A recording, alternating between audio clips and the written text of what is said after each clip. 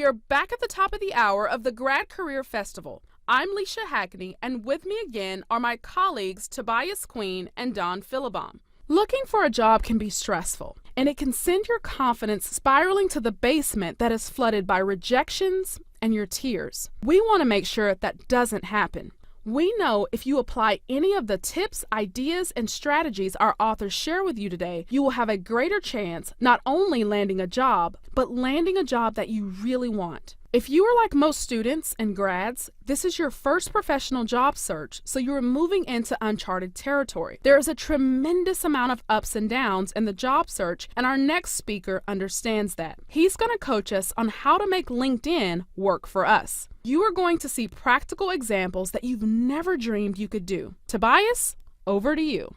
Thanks, Leisha. Our next speaker is Jeremy Scheifling, author of Get It Done, Write a Cover Letter. In his talk, Jeremy is going to give us a live demonstration on underutilized tips and strategies that will help your LinkedIn profile work for you. Jeremy is a nationally known and sought-after career coach and expert on leveraging the power of LinkedIn to find jobs fast. He is the founder of Break Into Tech, the world's first website to help non-coders land tech jobs. Check the Grad Career Festival website for additional information on Jeremy's presentation and bio, as well as his contact information. Don Philibom will facilitate the Q&A session. I think you will find Jeremy's tips amazing. Thanks so much, Tobias, and thank you to everyone who's listening and joining in today. I know you've got a lot of excitement out there and a lot of curiosity, and I want to reward that by showing you 3 really important things that you need to know about LinkedIn as you launch your career journeys. So my name is Jeremy Scheifling, and I am the founder and career coach at a site called breakinto.tech. And what I do is I help students and recent grads get their first tech jobs. But before I started this company, I actually had the opportunity to work at LinkedIn directly as a marketer specifically focused on the education side of things, helping students and recent grads all around the world find great opportunities and internships right through this site. And I know that it can often be a little bit off-putting to begin your journey on LinkedIn because you say, hey, this is like the most boring social media thing out there. I'd rather be on Instagram, Snap, even Facebook more than LinkedIn. This is for my mom or dad. But what I'll promise you is that investing even 10 minutes on LinkedIn is well worth it because unlike those other sites, LinkedIn can actually change your life. And here's how. I want to show you 3 things you can do on LinkedIn today that will change the course of your career and the life that you experience. So first of all, I'm going to imagine that you're sitting out there thinking, okay, I've got this piece of parchment in my hands. What am I going to do with it?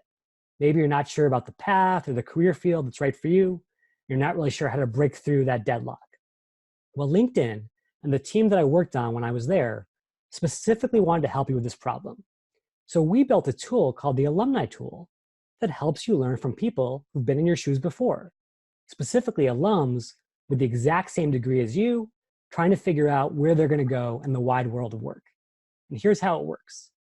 You're going to come up to the search bar right at the very top of LinkedIn, and you're going to type in your new alma mater. So for me, I might say University of Michigan, and voila, there's a school page. So I'm going to choose that.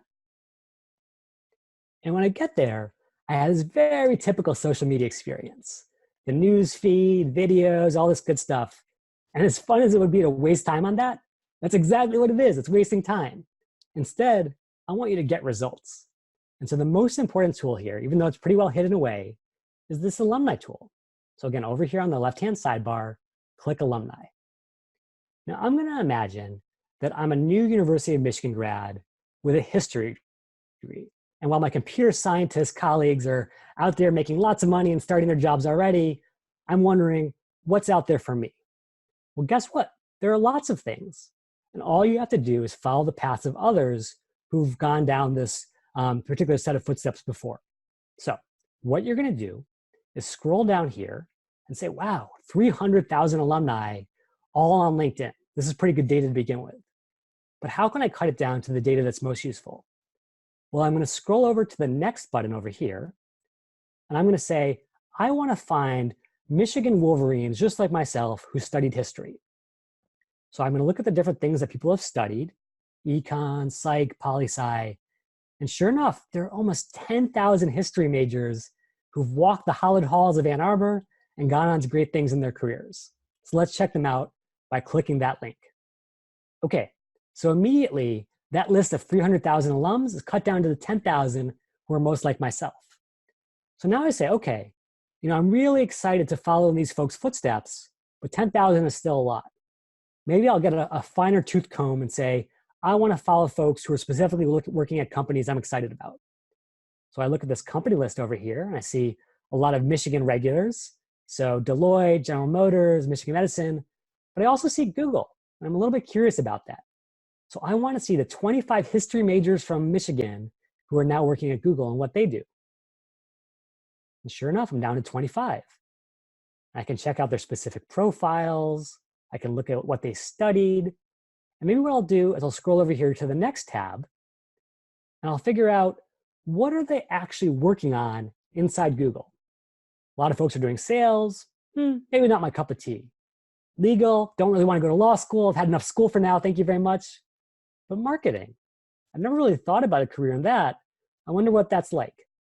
So I'm going to say, show me the 4 history majors from Michigan who are now working at Google in marketing. And sure enough, when we come down, we can see that there are all these fascinating folks who are doing all these roles all across Google. And if you want to check them out further, you can actually just click their picture and look at their profiles. Sure enough, here's Sean, history grad from Michigan, working on the education marketing team at Google. Seems like an interesting guy. Now, here's the most important thing that I want you to take away from this experience. That alumni tool is very powerful, but if you just look at it passively, it's not really going to take you anywhere. It's just sort of like educational tourism. You're just checking out what's possible, but not really getting to any destination. If you really want to understand whether marketing or any path might be good for you, you've got to talk to the folks who are doing it. So in this case, I'm going to take that slightly scary but important step of reaching out to Sean. And the easiest way to do it is to click the connect button, but instead of immediately sending right now, which might cause Sean to just disregard me because I'm a random stranger at this point, I'm going to add a note. This is so critical. This is going to 10x your chances of getting a response based on LinkedIn's data. You're going to say, hi, Sean. This is very critical now, this first sentence, because this is going to determine whether he responds to your message or not. As a fellow history major at the University of Michigan, this is the most sort of scary thing I ever do as a public speaker, is typing in public. So bear with me here. As a fellow history major at the University of Michigan, and basically what you're establishing within the first couple of words is we have this bond. You might have thought we were total strangers, but actually we're kindred spirits. And so now you've caught his attention. Say, I was thrilled to come across your profile. And now you've established that you're interested in him, not just getting a job, not just getting a gig, but specifically you want to learn from his experience.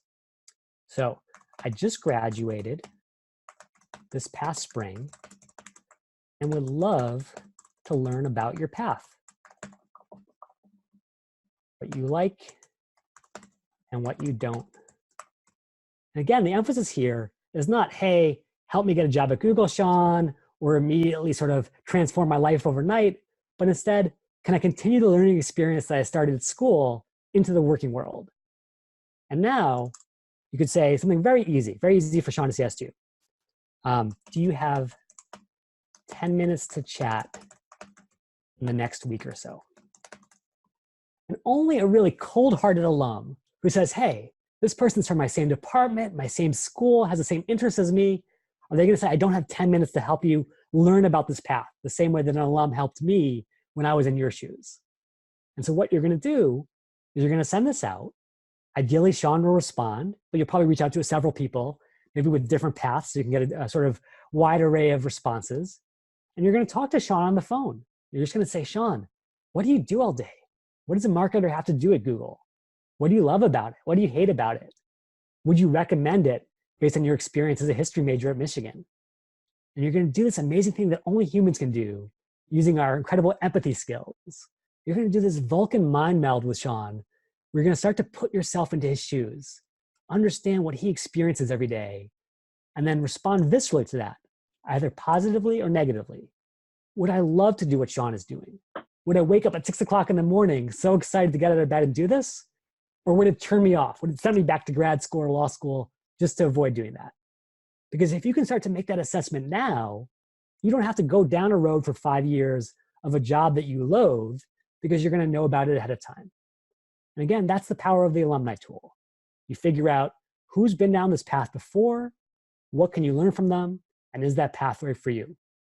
And just to give you a little bit of a shortcut for next time, if you ever want to get back to the alumni tool, you go to linkedin.com/alumni, and that should take you right there. So that's an easy way to check out what lots and lots of other folks who've been in your exact situation have done with your predicament and how they've fared going forward. So that's the first step. So let's say that you've had this conversation with Sean, and it turns out that marketing is actually a really great fit for you. As a historian, you spend a lot of time analyzing data, making recommendations, putting together ideas. That's what marketers do. So now you say, I want to get a marketing job. So now let's talk about how you actually got that job and move on to the second key thing you can do on LinkedIn. So obviously you come over here to the jobs link, and LinkedIn bought a company several years ago when I was working there that basically does nothing but scrape the internet to find the best jobs and bring them to you. And what I really want you to focus on is not trying to master all the right keywords and the obscure stuff of your new profession, but to let LinkedIn's programmatic magic help you out. And what I mean by that is coming over here to the search bar and just saying, hey, I just want to start searching for jobs very broadly. Just show me all your jobs, LinkedIn. Sure enough, 8 million jobs on LinkedIn, not too shabby. But specifically, I want to dig in to some things that are going to be really helpful for me as I launch my search. So I'm not just going to use these basic filters. I'm going to go to the advanced level, all filters. And this is really powerful because you can take those 8 million jobs and cut them down to just the exact jobs for you. So what you might start with is say, hey, I don't even know what they call marketing jobs. Are you called a marketer, an assistant marketer? Well, the easiest way to find out is add it to the job function box. You say, show me all the marketing jobs, no matter what they're called. So that's the first thing. Next, you don't want to waste time going after director of marketing jobs or VP of marketing jobs that you're not qualified for yet. Instead, you want to say, show me the entry-level jobs. And LinkedIn has done a really good job of categorizing all of these jobs out there based on how many years of experience you have to have. So make sure that you have entry-level checked off. And then, this is the really cool thing. If you apply for those jobs in marketing, and maybe your history major isn't obviously connected to the space, you may have a hard time getting your foot in the door. But in the same way that you learned from Sean when you were starting out your search, you want to learn from the people on the inside to get your best chance of getting that opportunity. And so what you want LinkedIn to do is specifically show you jobs in your network. What that means is these are companies that are hiring marketing entry-level jobs where you know someone on the inside. And that's going to be really powerful, as we're going to see in the next step. So again, just to recap, job function is marketing or whatever you focused on, experience is entry-level, and then LinkedIn feature is in your network. I know someone on the inside. And we'll go ahead and apply that. Okay, now we're down to a much more manageable list. 150 or so entry-level marketing jobs where we have a friend on the inside. And so we can come down through this list and we can say, okay, these look pretty good. I can work at Chan Zuckerberg Initiative, which is Facebook's philanthropic effort. I can work for a cool startup like Credit Karma. Oh, I can work for Niantic. And Niantic, for those who don't know, is the insanely amazing game developer company behind Pokemon Go. If you've ever seen people on the quad or in a public park staring at their phones in giant groups, they're probably playing it. And these are the guys who made it possible. So you might say, okay, here's this really interesting entry-level job in the marketing world where I could work on Pokemon Go. How awesome is that? And what's even more awesome is I've got someone on the inside. So I go ahead and I check out that job description. I can do all the stuff that I normally do. I can read about the job, understand if I'm a good fit. All those things are nice.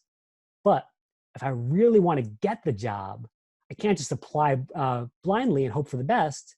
Instead, I want someone on the inside singing my praises. And here's why. Imagine you're the recruiter for this job, and 1,000 recent grads all across the country have applied for it. How are you going to choose who to pick? Maybe it's just based on their resumes or their LinkedIn profiles or any number of other things. Well, it's still a really sort of mind-numbing challenge. Whereas, if there were a couple of hand-selected candidates where you could actually talk to someone who could vouch for the candidate and say, this person is awesome, wouldn't you pick that person for an interview every single time? And that's the power of a referral. The fact that if someone on the inside talks about how good you are to the recruiter, you're no longer a stranger, you're no longer a cold outside candidate, you're now an insider, you're a friend of a friend. And that referral can make or break the start of your career. So to get that referral, we're gonna go ahead and check out this connection who works here. So we scroll down a little bit, we read about the job. And by the way, you're gonna see all this premium stuff here because I have that as a LinkedIn alum. I wouldn't necessarily recommend that you guys buy that. Everything I've shown you today is absolutely free. And so you should basically be taking advantage of LinkedIn without spending a cent. It can be really powerful for you, as you've already seen. Now, that being said, found out that sure enough, my former colleague, Hannah Stein, works in the recruiting division at Niantic. How cool is that? She is actually choosing the candidates for the very job that I want badly. What I'm gonna do is I'm gonna go ahead and message Hannah and say, hi, Hannah. Great to reconnect. It was so nice to work with you last summer. Again, in the same way that we're reaching out to Sean, we want to sort of reestablish that connection. What do we have in common? What's the bridge? Just saw an amazing opportunity at Niantic. Any chance you'd be willing to put in a good word? It's as simple as that. Most big companies, including Niantic, which is a part of Google, by the way, will let you, as an employee, go into a special piece of software where you put in your friend's name and resume and refer it for a specific job, and that's it. And the really cool thing about this is not only is Hannah's referral going to help you get an interview for all the reasons we already talked about, but if you end up getting the job, Hannah will likely be paid anywhere from $500 to $5,000 as a finder's fee for bringing great people into the company. So it's a total win-win. So again, 3 steps that will take you from being totally on the sidelines, feeling hopeless about your career journey, to becoming an insider, to knowing exactly where your North Star is. The first one is understanding what's out there. So again, linkedin.com/alumni will give you a taste of all those alumni paths, what people did with your major, where they went to, and how you can learn from them. The jobs feature will let you specifically focus on the jobs that are perfect for that new North Star that you developed in consultation with alumni. You can say, hey, show me the entry-level jobs, show me the jobs that are in my network, and use that to find the perfect roles versus going down the wrong road. And then once you find those roles, find that person on the inside who can go to bat for you, who can give you the referral that launches an amazing career. So I hope that you take advantage of these amazing tools as you get out there into your search. And if you ever need any help, come check out my website. Again, it's breakinto.tech. And right here, I have lots of free tools, including a complete guide to mastering LinkedIn, to breaking into tech careers, writing cover letters, resumes. All this stuff is free, all of it available for you anytime at breakinto.tech. So with that being said, I wish you guys tremendous success out there, and excited to turn it over to Don to talk through some of these LinkedIn questions. Oh, Jeremy, what great practical advice. I've never seen a demonstration where you literally took us from soup to nuts in a very short period of time, and boom, we're ready to apply for a job.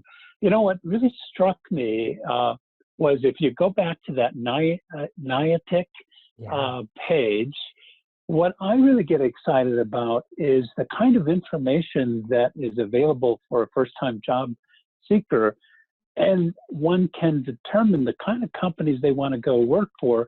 And I noticed that this company had like a 200% employee growth in a short period of time.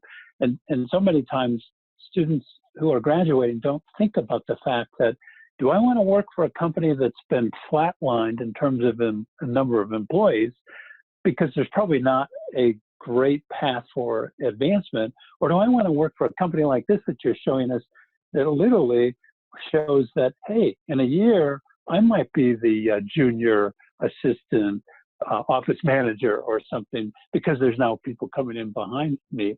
I think that's an amazing opportunity for someone to begin to, again, isolate, who do I want to work for? Absolutely. And there's this really sort of fascinating experience, especially in Silicon Valley, although probably in all industries as well, which is the idea that like you can start at a really big mature company with a famous brand or a small startup or something in between. But the number one driver of career success is sort of catching onto a rocket ship as it's taking off, because then so many new opportunities unfold in front of you, new jobs, new chances to level up.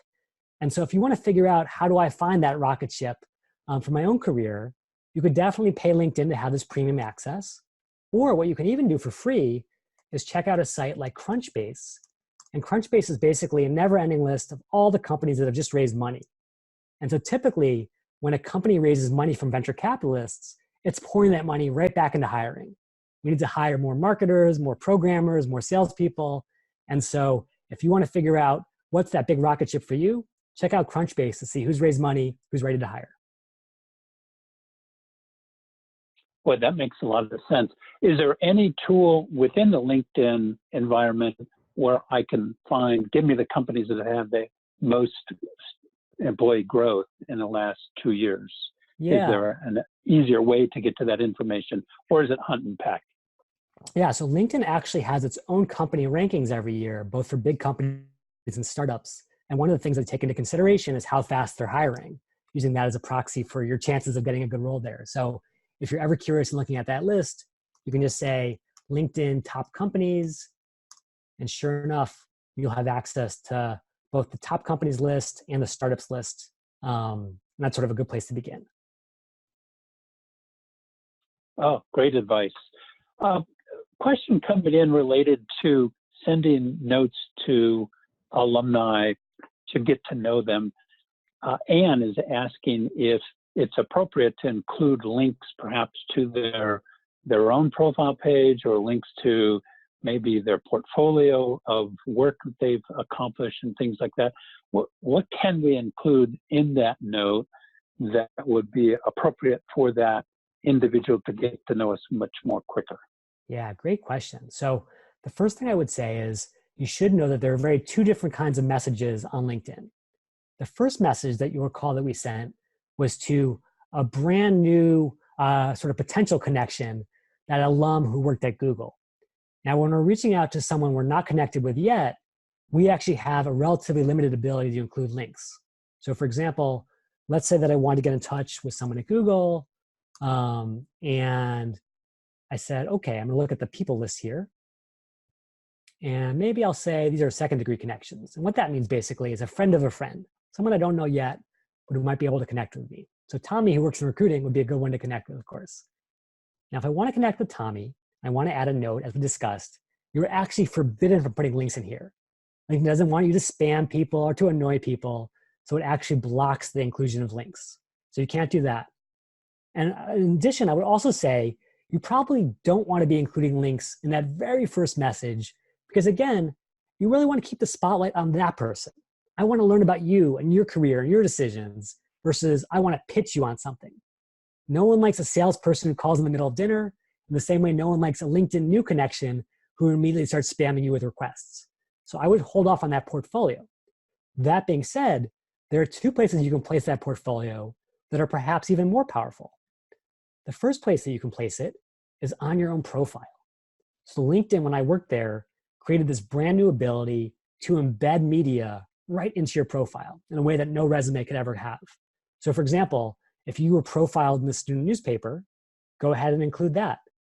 If you did a really amazing project or portfolio, to your point, Don, you can immediately include that right there on the site, embedded for everyone to check out. And so that's a really powerful place, because every day there are about 100 million recruiters around the world who are using LinkedIn to look for great talent. And if they come across your profile, they're going to want to see all the amazing things you've done. So that's a good place to include it. The last place to include your portfolio is at the referral stage. So again, if you're having a friend put in a good word for you, you obviously want to share your resume with them so they can upload that. But you can also give them access to your portfolio in a private message, which then lets them include that with their referral. And if you're applying for a design job or an architecture job, obviously those aesthetics of your portfolio are going to be really important to making your case. Great question.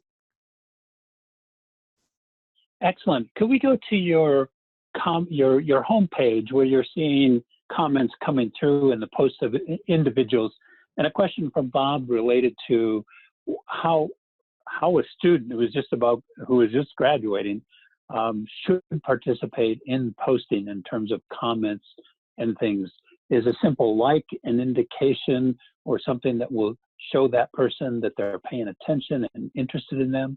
What comments do you have for us to engage with this kind of posting? Yeah, great question. So I'm going to say something a little controversial here. I know there are people out there who are strong believers in, spending lots of time every day going onto LinkedIn, posting stuff, sharing stuff, liking stuff. To me, I'm a little too nerdy and focused on ROI, return on investment, to just want to spend my time sort of all over the place and hope for the best, kind of spray and pray, if you will. Instead, I always want to focus my limited time on where I'm going to get the biggest bang for my buck. Those classic 20% of things that get me 80% of results. And to my mind, that is knowing someone inside a company, knowing about a job that's really good for me, and then having that person inside the company refer me for that job. If you look at the statistics, about 40% of jobs in this country are filled based on referrals, which means that if you just apply online, your chances of getting that job are less than 1/10 of the people who got the insider to go to bat for them. And so if you're going to spend even just 10 minutes or 20 minutes a day on LinkedIn, make those precious minutes count. Find those people on the inside who are connected to a job that you're excited about and get them going for bat for you, because that's going to make the biggest difference. Now, if you have time left over to come over here and check out what's happening in your field, make some comments, that can start to build up your reputation over time and build your personal brand when recruiters check out your profile. But that's a little bit of a long-term play over the course of your entire career. If you need a job now, the steps that I just outlined are the fastest path to glory. Jeremy, that's really good advice. I remember it from the past. There's stats out there that show only about 12% of the jobs that are posted on job boards are ever offered. That doesn't even mean accepted. Yeah. So you have a very minimal chance of posting a job, your resume on a job board and hope that you're going to get a job. And frankly, that's the way most college grads spend their time, right? That's right. And I totally understand it. Like, I was absolutely there as an education and poli-sci major trying to figure out how do I even make my way in this world, applying online, never hearing back, occasionally getting those thanks but no thanks emails. And I think the trick is, just like, as a student, you always tried to be the best either in the classroom or in the club you were leading or the team that you were participating in. You want to really stand out in your career as well. And so instead of just doing what everyone else is doing, which is sort of a minimum sort of lowest common denominator strategy, you want to step away from the herd and do what it takes to stand out. Again, talk to alumni directly. Find someone on the inside who can sing your praises. And now you're not just one of 1,000 generic resumes, you're one of a handful of select candidates who've been vouched for by an insider. That's a winning strategy. Makes a lot of sense. Could you give us some tips and ideas on how to leverage the group functionality? Let's say we find someone on the internet, it's an alum, and we find that they're a member of a group on LinkedIn. What's the value of groups and building my relationship within that group and maybe approaching additional individuals, maybe not even alumni, to let them know who I am and what I'm interested in doing or what I can do for them? Yeah, so there are really two good reasons to join groups on LinkedIn. One is very strategic and one is very tactical. So I'll start with the strategy piece. Let's say that, going back to our example, you had just spoken to Sean at Google who's doing marketing. And you're like, you know what? Marketing seems like a good path for me, but I have to learn more. I have to sort of know it all about. One easy way to do that is to hang out with marketers. And even if you don't know any other marketers in the world except for Sean, you can find thousands of them on LinkedIn. And the way you're going to get there is by doing a marketing search. So I just typed in marketing into this bar. But instead of looking for marketing people or marketing jobs, I'm going to specifically look for marketing groups. Again, I went to the More tab and I chose groups. And voila, an entire group of 300,000 marketers where I can start out as a fly on the wall and just observe what they're talking about. What are the techniques they're using? What are the hottest technologies? What's the terminology so I can speak like a marketer? And then once I've confirmed that this is a good fit for me, can I start joining that conversation, asking questions about, hey, I'm a brand new marketer. How should I focus my LinkedIn profile to really stand out? Or what new technology should I master to really advance my candidacy in competitive marketing searches? And now you're not just learning from these folks, you're actively participating and engaging with them. You're joining this new tribe of marketers and becoming a marketer in the process. So that's strategic level for joining a marketing group or any group for that matter. But specifically, if you want to get in touch with really great people on LinkedIn, you can try that connection approach that we just talked about, where you say, hey, I'm going to connect with Peter, and I hope he accepts my request, and we'll see what happens. Or what you can actually do is a sort of a little loophole on LinkedIn. This is the tactical piece, is if you are a member of the same group as someone, you can actually send them a direct message, even if you're not connections, even if you've never met in your entire life. And LinkedIn lets you do that because it wants to form those bonds with inside groups. So if you can figure out, hey, these are the top 10 groups where I can learn a lot, and then I see people on the inside who I really want to learn from directly, send them a direct message on LinkedIn so you can take that sort of relationship to the next level and really build that expertise one-on-one. Great ideas. This is really great. So question coming in from Sally related to how rapidly or how hard she should be working to build her network. Is it important to have 500 people that I'm connected to, 1,000? Should those people be willy-nilly like I'm meeting them on Facebook, or should I have a strategy behind building those relationships?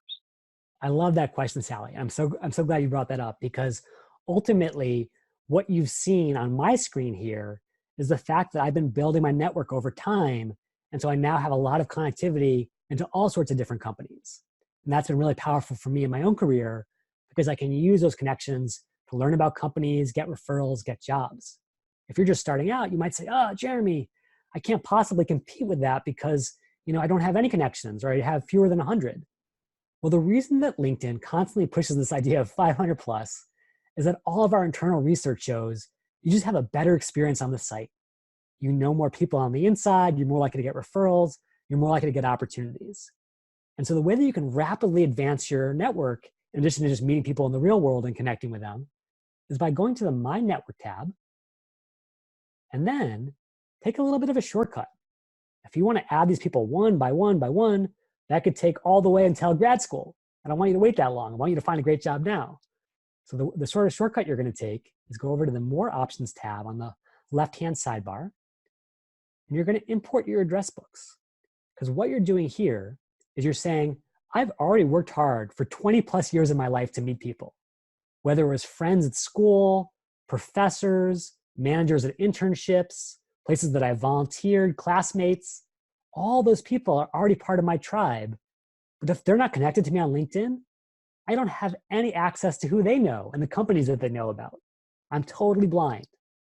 If I want to have that visibility, all I have to do is say, hey, my personal Gmail, up it goes.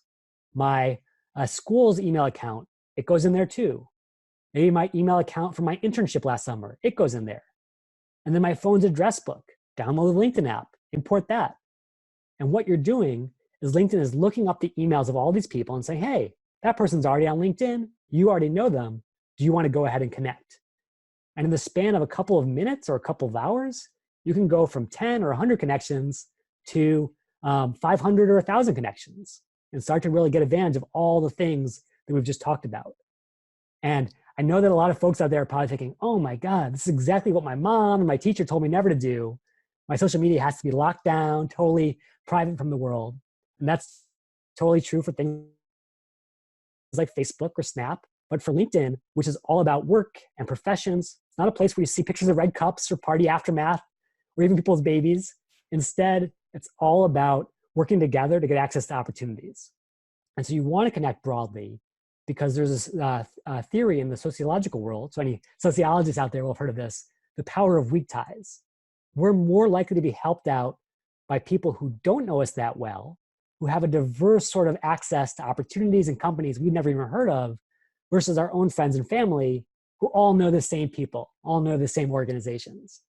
And so I want you to reach out very broadly have a large network based on the one that you've already built in your own life, and then take advantage of that power to basically launch your own search and begin an amazing career. That is a great suggestion. Work smarter, not harder, and leverage the information that you have. I love it, Jeremy.